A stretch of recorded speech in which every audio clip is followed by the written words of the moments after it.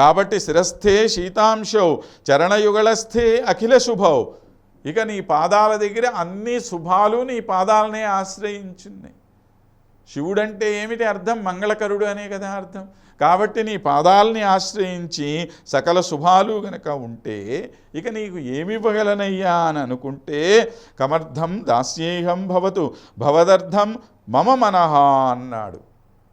కనుక నీకు ఇవ్వగలిగినటువంటిది ఏదన్నా నా దగ్గర ఉన్నదా అని చెప్పి నన్ను నేను ప్రశ్నించుకుంటే ఏమిటుంది నా దగ్గర నీకు ఇవ్వటానికి?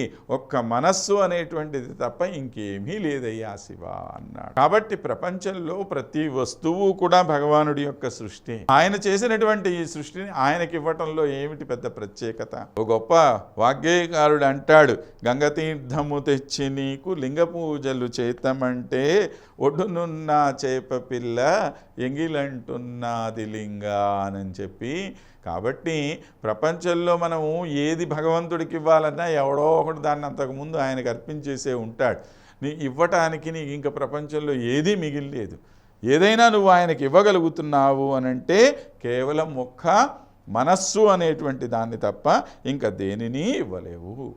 కాబట్టి ఈ మనస్సుని ఎప్పుడూ కూడాను ఇంద్రియాలనేటువంటివి పక్కకి లాగేస్తూ ఉంటాయి. వాటి స్వభావమే అలాంటిది. యతతోహ్యపి కౌంతేయ పురుషస్య విపశ్చితః ఇంద్రియాణి ప్రమాధీని హరంతి ప్రసభం మనః అంటాడు. ఈ ఇంద్రియాలనేటువంటి వాటికి ఎప్పుడు కూడాను మంచి బుద్ధి అనేటువంటిది కలగదట. అవి ఎప్పుడూ కూడా మంచి మార్గంలో పోవాలి అని చెప్పి ఆలోచన చెయ్యవు. ఏం చేస్తాయి? ఈ మనస్సును అవి ఎప్పుడు కూడా హైజాక్ చేసి పడేస్తాయి అన్నమాట. నేను చెప్పినట్టు నువ్వు విను, నేను చెప్పినట్టు నువ్వు విను అని ఒక్కొక్క ఇంద్రియం పట్టుకొని లాగేస్తూ ఉంటుంది. ఎంత మంచి చేసుకుందాము మనము, ఒక మంచి పని చేద్దాము అని అనుకుంటాం, కానీ చెయ్యలేం మనం. ఎందుకని? ఈ ఇంద్రియాలు లాగేస్తూ ఉంటాయి మనల్ని.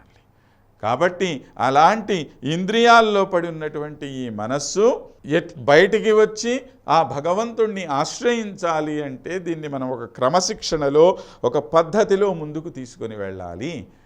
అలాగా ఒక పద్ధతిలో మనస్సుని ముందుకు తీసుకువెళ్ళటం అనేటువంటి చాలా కష్టమైనటువంటి పని. కనుకనే ఇన్ని శ్లోకాల్లో మనకి ముందుగా ఈ మనస్సుని ఎలా కంట్రోల్ చేసుకోవాలో తెలియచేస్తున్నారు కులశేఖరుల వారు. ఈ శ్లోకంలో మరీ అద్భుతంగా మనస్సుకి ఎంతో సాంత్వన చేకూర్చేటువంటి మాటలు చెప్పి ఇంద్రియ వ్యామోహంలో పడకుండా దాన్ని ఒక సరైనటువంటి దోవలోనికి తీసుకొని వచ్చి ముందుకు తీసుకొని వెళ్ళి ఈ మనస్సుకి ఏది మంచిదో తెలియచేస్తూ మనకి భగవన్ మార్గంలో ముందుకు తీసుకువెళ్తూ ఉన్నారు మహానుభావులు.